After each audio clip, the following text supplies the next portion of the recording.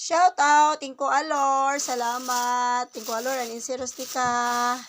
Gipatilaw ko ni, sabat sa, gipatilaw ko ni ko Alor. You know, my relatives from my mother's side, he give me fresh from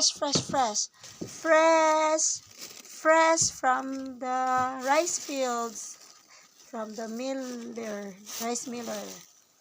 They gave me free rice, and then I also gave them clothes and bags because you know, I appreciate it because this is very healthy, because it's really new, and there's no chemicals, guys, because this is from the farm, from the rice fields. So yeah, thank you, and of course thank you for the ginamos, si Rustica. We have ginamos gift. This is anchovies, guys.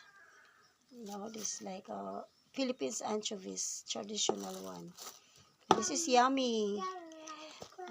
You can cook it like with tomato, onions and garlic. You can fry it, or you can just eat it raw with vinegar. It's yummy, guys. Vinegar, lagyan nyo lang ng magic syrup. So thank you. We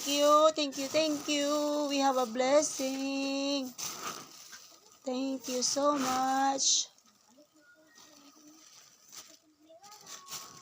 You know, in Rustica, and in Color, guys, used to be our, when I'm still doing abroad, when I'm still working abroad, they are Saba. They're the one who are my chef here in my house every time. Even before I transfer here, because Rustica is very good chef. She's the only best chef in our village, in our town. She used to cook for my birthday, for my son's birthday, for fiesta, for any death anniversary, like anything. She can just cook the whole 2 pigs, you know. I mean, you will kill the 2 pigs, and you know, Rustica is very talented. She can cook all of it, you know. Of course, with the help of some people also, but she's the one who will really do the, you know, mixing, the measurement of the seasoning and everything. So yes, I am grateful because they remember me and they give me some blessings. It comes with vegetables also, guys. Vegetables with vegetable soup with coconut milk. But we already eat it because we cannot wait it anymore. So it's not in the video. But thank you, Rustica and Ecuador. God bless. Bye-bye. Oh. Kaon mo ginamos, be? Unsa butahan na to suka?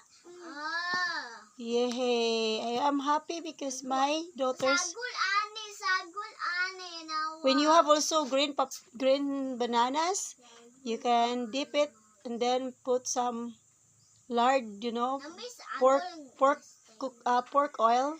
You can put it there, and then this is the best. But you have to be careful, okay?